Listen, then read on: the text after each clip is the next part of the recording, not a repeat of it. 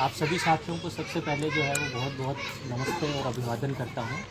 और आप सब लोगों को ये बताने और एहसास कराने के लिए आए हैं कि ये जो चुनाव है 2000, इस समय जो महत्वपूर्ण चुनाव 2022 का है, ये बहुत बड़ा चुनाव है और पूरे देश की नज़रें जो हैं वो इस चुनाव के ऊपर लगी हुई हैं।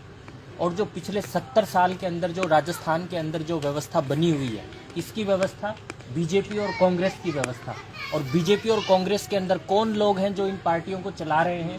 बाबा साहब ने जिन्हें कहा था कि ये लोग वर्चस्ववादी लोग हैं, है ना, कुछ ऐसे वर्ग हैं जो कि आज भी इन दोनों पार्टियों को जो है वो चला रहे हैं। तो बाकी तमाम राज्यों में आप देखोगे, हरियाणा में, उत्तर प्रदेश में, बिहार में, उन कांग्रेस और बीजेपी को बहुत ज़्यादा जो है वो तोड़ा गया है और किसानों ने, दलितों ने अपनी सरकारें वहाँ पे बनाई हैं। लेकिन राजस्थान के अंदर आज तक ये काम जो है वो नहीं हो सका है ना। आज भी हम लोग घूम फिर के वापस बीजेपी और कांग्रेस में आ जाते हैं। आज जो भी नरेंद्र मोदी के खिलाफ हमारा गुस्सा है, बीजेपी के खिलाफ हमारा गुस्सा है, आरएसएस के खिलाफ हमारा गुस्सा है, वो किसकी वजह से है? कांग्रेस की वजह से। कांग्रेस इस देश के अंदर आप लोगों ने और आपके हमारे पुरखों ने कांग्रेस को राज करने का मौका दिया और कांग्रेस की नीतियों की वजह से आज इस देश के अंदर आरएसएस और बीजेपी राज कर रही है कि नहीं? यदि कांग्रेस में दम होता तो नरेंद्र मोदी और आरएसएस की क्या हिम्मत थी क्या कि वो देश में राज करते? नहीं कर पाते। ये लोग मिले हुए हैं, बीजेपी और कांग्रेस के लोग आपस में मिले हुए हैं, इन्हें हमें पहचानना पड़ेगा। इनका जो पूरा का पूरा जो खेल है, हमें देखने में लगता है कि ये अलग अलग है, ये अलग नहीं है। जो लोग बीजेपी को चला रहे हैं वही लोग कांग्रेस को चला रहे हैं, जो लोग कांग्रेस को चला रहे हैं वही बीजेपी को चला रहे हैं, और वही लोग आरएसएस के लोग हैं जो कि दोनों जगहों पे जो है वो बैठे हुए हैं। आप देखिए कि नरेंद्र मोदी को सबसे ज्यादा कौन पसंद है? कांग्रेस। वो सिर्फ कांग्रेस की बात करते हैं कि हम कांग्रेस के खिलाफ लड़ रहे हैं।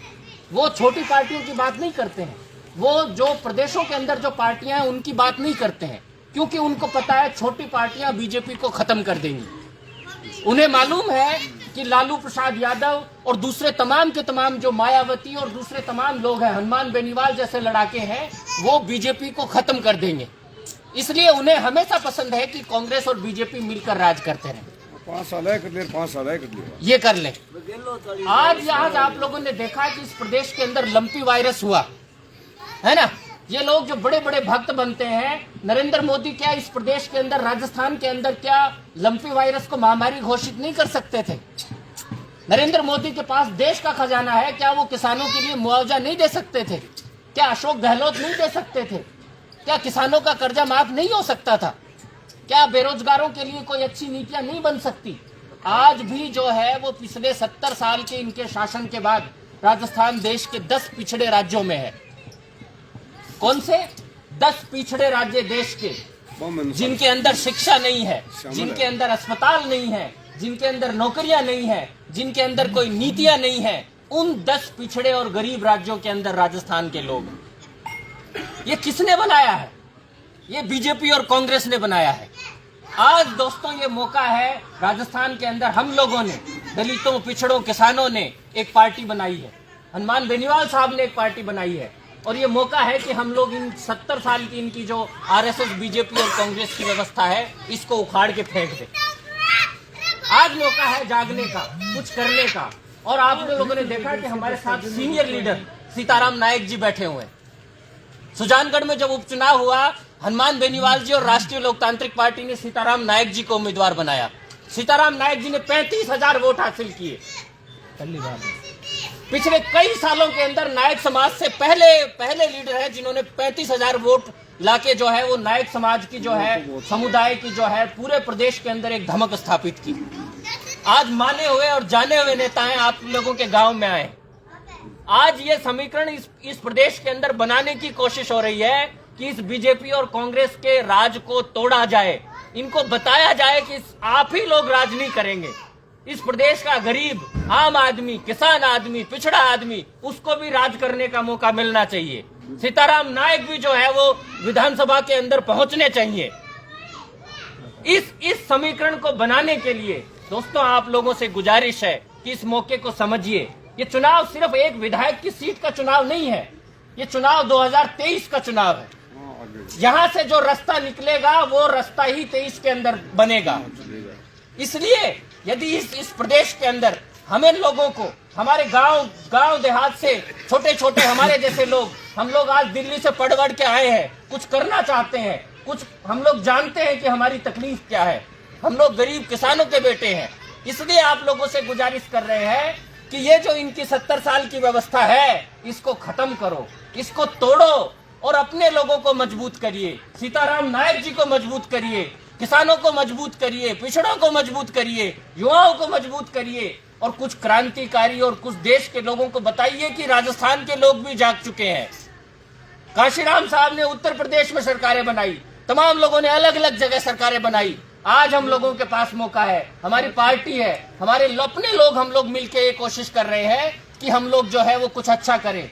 गांव देहात में कुछ हमारे आपसी मुद्दे हो सकते हैं, इस बात को समझिएगा। आपसी मुद्दे हमारे हो सकते हैं, गांव में छोटे छोटे चुनावों को लेके, छोटी छोटी बातों को लेके हमारे झगड़े हो सकते हैं, लेकिन हम कह रहे हैं कि उन झगड़ों को एक बार के लिए भुला दीजिए। और बाबा साहब ने कहा था कि शिक्षित बनो, संगठित रहो और संघर्ष करो।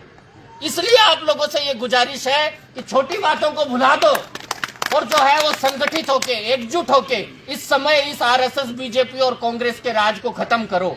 राजस्थान के लोगों को बताओ, उनको आजाद करो। उन ये जो तकलीफें हम लोग 70 साल से भोग रहे हैं, हमारे लोग आज ये भी बात कर रहे थे कि एक नायक समाज का, मेघवाल समाज का बच्चा जो है वो सरकारी नौकरी में नहीं है इन गाँव के अंदर। ये जो 2-4 गाँव है, इन गाँवों के अंदर ये कैसी व्यवस्था है, ये कैसा सिस्टम है कि 70 साल के बाद जो है वो हमारा एक बच्चा जो है वो सरकारी नौकरी में नहीं लग पाया।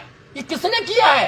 ये बदहाली, ये पूरे के पूरे सिस्टम की बदहाली किसने बनाई है? ये बीजेपी और कांग्रेस के लोगों ने बनाई है। इस बात को हम लोग कब मानेंगे? ये हमारे इन छोटे छोटे बच्चों के भविष्य का सवाल है। ये सिर्फ कोई एक विधायकी का सवाल नहीं है।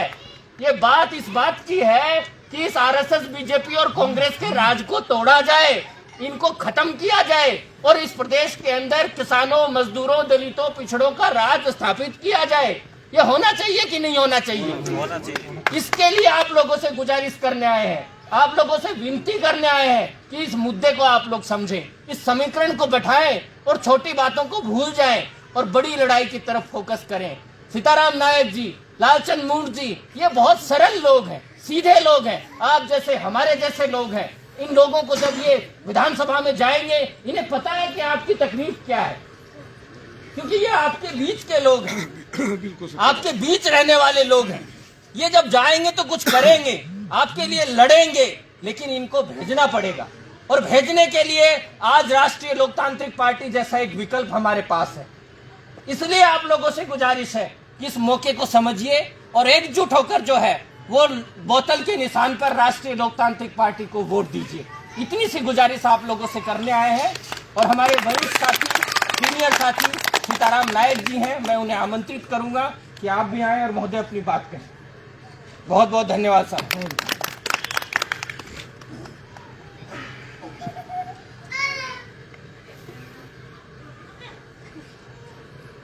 बोलो नाथनाथ जी महाराज की, बोलो बाबू जी महाराज की, बोलो रामसा पीर की, बोलो गुगा जी महाराज की, बोलो बालाजी महाराज की, बोलो करनी मात की, बोलो नौनाथ 84 की, बोलो 33 करोड़ देवी देवता की। धन्यवाद। परम सम्मानीय आपके गांव साजन सर, हम हमारे समाज के बीच एक आपके बीच हम आए हैं चुनावी सभा करने, अपनी सामाजिक बातें करने, आपको जगाने के लिए हम आपके बीच पहुंचे। साथियों, आपको कहना चाहूंगा, आज नायक समाज के 35 लाख वोट इस राजस्थान में है और 35 लाख वोट होने के बाद एक भी नायक समाज का एमएलए नहीं है। बड़े दुख की बात, दुख के साथ कहना पड़ा। क्यों कहना पड़ रहा मेरे भाइयों? उस तरफ हमने कभी देखा ही नहीं, राजनीति की तरफ हमने देखा ही नहीं। ऐसी बात नहीं, अरे ऐसा नहीं, हमने देखा नहीं। देखिए, समानता के अधिकार में पहले हम गुलामी के शिकंजे में 210 साल रहे, अंग्रेजों का शासन। हमारे महापुरुषों ने कुर्बानियां दी और कुर्बानियां देने के बाद हमारा देश आजाद हुआ और भारत का संविधान बाबा डॉक्टर भीमराव अंबेडकर साहब ने और समानता का अधिकार हम सबको दिया। वही एक वोट का अधिकार तो एक प्रजा का है, एक झोपड़ी के अंतिम छोर में बैठने वाला मेरा भाई, उसका एक वोट का अधिकार है, उतना ही महल में रहने वाला। ये समानता का अधिकार दिया गया, बराबर को दिया सर। अब समानता का अधिकार हम समझे समानता के अधिकार में हमको सबको राज का आनंद लेने के लिए बहुत अधिकार दिया। और भाइयों, हमने बड़े लोगों का पीछा फिर भी नहीं छोड़ा। यहाँ की स्थिति में देख रहा हूं, यहाँ हमारे एससी के भाई भी बहुत, मेघवाल भाई हमारे खूब हैं, नायक समाज के लोग भी खूब हैं, जाट समाज के लोग भी खूब हैं, यहाँ के ढेर सारे हमारे भाई। परंतु और वोटों की संख्या में इस प्रजातंत्र में पहले राजा रानियों के पेट से होते थे, आजकल वोट पेटी में से होते हैं और वो माथे हम गिनाते हैं। हमारे पास वोट की ताकत है। मेरे साथियों, इतने लोग हैं हम सब मिलकर, इतने लोग, हम 85% लोग हैं मेरे भाइयों। परंतु कुछ लोग, बड़ी पार्टियों के लोग, ये काम की चीज है और बड़ी पार्टियों के लोग ढक्कन लगा के बंद कर देते हैं और ये हमारे ऊपर राज करते हैं। ये देखते हैं 35 साल से यहाँ कंटिन्यू एक ही पार्टी जीतती है। हम राजा क्यों बनाते हैं? हम राजा बनाते हैं हमारे रक्षा और सुरक्षा के लिए राजा, परंतु वो राजा आकर के हमारी सुध बुध भी नहीं लेते। यहाँ राजा बनने के बाद में 35 साल तक राजा रहे। कहना चाहूंगा, पहला सुख निरोगी कहा तो यहाँ यदि कोई एक्सीडेंट हो जाए या माता बहन डिलीवरी पीरियड में हो या किसी को हार्ट अटैक को दर्द आ जाए तो क्या आपके हॉस्पिटल में कोई, आपके गांव में कोई ऐसी हॉस्पिटल की सुविधा है क्या? और यहाँ से हम जाएंगे तो सरदार सर भी लेके जाएंगे, तो सरदार सर में रास्ते तो सही है क्या? ऊबड़ खाबड़, क्या सही बच सकेंगे क्या? अब वहाँ हम पहुँच जाएंगे, सरदार सर भी पहुँच गए, तो सरदार सर में भी ऐसी कोई मशीनों का साधन भी नहीं, कोई ट्रॉमा सेंटर भी नहीं है और मेरा भाई वो तड़पता हुआ मर जाता है। और वहां तो जाते ही हॉस्पिटल का नाम रख रखा है रेफर हॉस्पिटल। आज मैं 27 दिन से यहाँ घूम रहा हूँ और 27 दिन में गलियों में देखा हूँ। यहाँ की समस्या भी मैंने देखी है, शिक्षा से भी पीछे है, विकास से पीछे है, सड़कों से पीछे है, और चाहे शिक्षा ले लीजिए, स्वास्थ्य ले लीजिए, बिजली और पानी ले लीजिए, हर चीज में पीछे है मेरे को।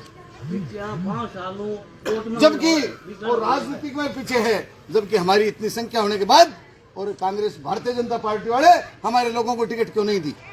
बड़े दुर्भाग्य की बात है। क्या हमारे जाट भाई यहाँ नहीं है क्या? क्या हमारे नायक भाई नहीं है क्या? मेघवाल भाई नहीं है क्या? जब हमारे 85% लोग थे तो हमारे लोगों को टिकट क्यों नहीं दी भारतीय जनता पार्टी? बताओ, दुख की बात है।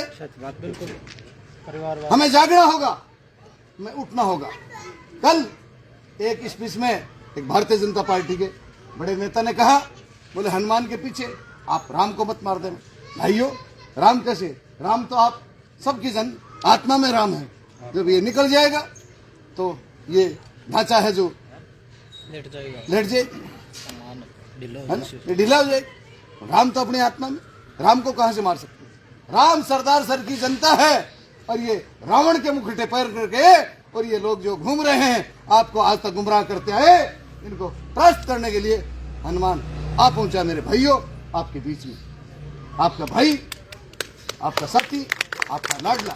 जब सतयुग में राजा रामचंद्र जी थे, उनकी सीता जी का हरण हो गया था तो हनुमान जी निराश होकर के बैठ गए थे। जामुन जी ने उनकी शक्ति याद दिलाई और जामुन जी ने शक्ति याद दिलाई तो फिर बाद में हनुमान जी बिल्कुल जागे, बोले ये समंदर तो क्या, आप तो 100 समंदर भी ऐसे पार कर सकते हो, वापस भी आ सकते हो। हनुमान जी ने राम जी का काम किया, वही राम जी का काम करने के लिए इस जनता में राम है और इनका जनता को सुखी करने के लिए हनुमान बेनीवाल आज जनता के बीच में वो हनुमान आ गया, आकर के आपकी ताकत याद दिलाने के लिए सबको आया है और कह रहा है सभी 36 कौम को, उठो जागो, अपनी ताकत को पहचानो मेरे भाइयों। ताकत को पहचानोगे तो ये मुकुटा पहन करके जो रावण घूम रहे हैं, इनकी लंका को जला देंगे मेरे भाई। जागृति हमें करनी पड़ेगी, आपको जागना होगा, संगठन दिखाना होगा। और ये कोई चुनाव साधारण चुनाव नहीं है, सरदार सर के चुनाव पर देश और प्रदेश की निगाह टिकी हुई है। और ये धोखाबाज पार्टियां, पहले मोदी जी कहा करते थे मेरी बहनें आंखों में खाना पकाती है, आंखों में धुआं जाती है, मुझे तरस आता है, इनको गैस फ्री दूंगा। दे दिया क्या मेरे भाइयों? नहीं दिया। सिलेंडर का 1150 बिजली के भाव, नहीं बिजली के भाव 3.5 यूनिट थे, आज 8-9 रुपए यूनिट के हो गए मेरे भाइयों। पेट्रोल कहां से कहां 65 रुपए था, 110 रुपए हो गए। कहना चाहूंगा कि आज तो ये भारतीय जनता पार्टी है और कांग्रेस पार्टी भी वादा करके गई थी किसानों के संपूर्ण कर्ज माफ, कहा था कि नहीं कहा था, 2 लाख तक के कर्ज माफ, और झूठे वादे करके जीत करके चले गए। कोऑपरेटिव बैंक वाले तो जिनका खाता होता है 5,000, 7,000, 10,000, इससे ज्यादा नहीं देते, तो 2 लाख का झूठा जैसा दे करके जी की धड़कने बढ़ जाएगी मेरे भाई। ये आपको भरोसा विश्वास दिलाता हूँ। और मैं इतना बात और जरूर कहना चाहूंगा कि 35 साल आपने भरोसा किया, तो मैं कहना चाहूंगा आपके 36 कौम के लोगों से 1 साल का भरोसा बोतल वाली पार्टी पर भी करके देखो। 1 साल के लिए जितना काम आपका 35 साल में नहीं हुआ, उतना काम हम 1 साल में करने की कोशिश करेंगे मेरे भाई। साल कहाँ, 6 महीने है, 6 महीने बाद में तो हाँ आचार संहिता फिर लग जाएगी, फिर चुनाव हो जाएगी। हम प्रयास करेंगे पूरा, वादा भरोसा विश्वास दिलाता हूँ। जो सबसे बड़ी समस्या आपकी हॉस्पिटल वाली है, लालचंद मुंड यहाँ से जीत करके जाता है, तुरंत हम 100 बेड के हॉस्पिटल का काम हम चालू करवा देंगे, तुरंत प्रभाव से करवाएंगे। भरोसा विश्वास दिलाता हूँ। लालचंद जी तो कहना चाहूंगा मैं, अरे लालचंद जी क्या, ये हनुमान बेनीवाल के लिए वोट मांगने आए, हम राष्ट्रीय लोकतांत्रिक पार्टी के लिए वोट मांगने आप मेरे नहीं, लालचंद के नंबर नोट करो, बीच से मत बोलो, मेरे नंबर नोट करो। आप कोई भी सुख और दुख की बात आए, इस सीताराम नायक को याद कर लेना। नायक समाज का मैं व्यक्ति हूँ और नायक समाज ने जहाँ आगे पांव रखा, पीछे हटना नहीं सीखा, नतीजा कुछ भी निकले, कोई दिक्कत नहीं। भाइयों, हम उस कौम से आते हैं जो हमने लड़ाई लड़ी है, पीछे हटना हमने नहीं सीखा। और हमारे, मैं धन्यवाद देना चाहूंगा हनुमान जी बेनीवाल को कि इस नायक समाज के बेटे को, और ये टिकट हमने दी, मेरे को दी, और सुजानगढ़ से जब उपचुनाव हुए थे टिकट दी, और कांग्रेस और भारतीय जनता पार्टी के दांत खट्टे कर दिए मेरे भाइयों, आप सबके सहयोग से।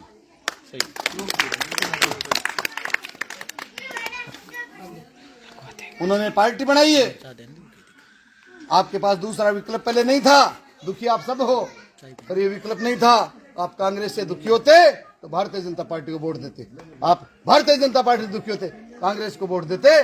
तीसरा विकल्प आपके बीच नहीं था, तीसरा विकल्प आपके सामने आ गया है, और ये कोई नया विकल्प नहीं है। पिछली बार भी इस पार्टी से चुनाव हुआ था, बलदेव जी सारे ने आज चुनाव लड़े थे, आप लोगों ने 10,500 वोट भी दिए थे, मैं तो वहां नया था, आपकी नींद लगी हुई है। अब इस पर फाउंडेशन तो खड़ा करना है, फाउंडेशन खड़ा करना तो अब की बार 1 साल के लिए मौका दे दो, और पेटियां भर दो, इतनी भर दो, बटन इतने दबा दो कि मशीनें भी खराब हो जाए, भर दो एकदम से और परिवर्तन कर दो। यहाँ से आप ये सेमीफाइनल है, ये सेमीफाइनल है, जब 23 का फाइनल होगा तो सेमीफाइनल यहाँ से दिखा दो, तो सेमीफाइनल आप दिखा दोगे तो फाइनल की लहर चलेगी, तो इनका पता ही नहीं चलेगा, इनका सफाई हो जाएगा। कांग्रेस और भारतीय जनता पार्टी दोनों का सफाई हो जाएगा मेरे भाइयों, और हम सत्ता पर, किसान का बेटा, मजदूर का बेटा, दलित का बेटा, वो वहाँ पर सत्ता पर आसीन होगा मेरे भाइयों। हमारे सब काम होंगे, वो क्या जाने पीड़ पर आई जिसको कभी ना फटी भी हुई, बड़ी पार्टियों के लोग अपनी पीड़ा नहीं समझ सकते। अपने बीच से रहने वाला अपना भाई, अपना लाडला, अपना साथी, मजदूर, किसान, जवान, वो अपनी पीड़ा समझेगा मेरे भाई। अभी साथी ने बताया था गाय मर रही थी, कोई तो नहीं बोले। ओलंपिक बीमारी में पार्टी वाले कांग्रेस बीजेपी आए तो नहीं, विधायी आवाज उठाई तो विधानसभा में राष्ट्रीय लोकतांत्रिक पार्टी 3 व्यक्ति थे, 3 विधानसभा में जीत करके गए हुए थे, उन्होंने आवाज उठाई। जब हनुमान बेनीवाल ने पार्लियामेंट में, जब कोरोना काल में हमारे भाई मर रहे थे, तड़प तड़प के मर रहे थे ऑक्सीजन के बिना, तो पार्टी आई तो नहीं आपके पास में। वहां पर ही जो आवाज उठा रहे थे हनुमान बेनीवाल भी उठा रहा था। आप कोरोना मरीज हो गया, हनुमान जी भी कोरोना के मेरे मरीज हो गए थे वहाँ। तो कहना चाहूंगा मेरे भाइयों, 36 कौम से अपील करता हूं और मैं आपके बीच आया हूं और 36 कौम से वोटों की अपील करता हूं 5 तारीख को, और अपने अपने इष्ट देवता को याद करते हुए 5 तारीख को बोतल के निशान पर वोट देंगे। सबसे झोली फैला करके वोटों की अपील करता हूं, आप मुझे निराश नहीं करोगे, झोलियां भर दोगे और एक बार ये जो सत्ता परिवर्तन, ये व्यवस्था परिवर्तन, इस व्यवस्था परिवर्तन को आप जरूर कर देंगे मेरे भाइयों। धन्यवाद। और केक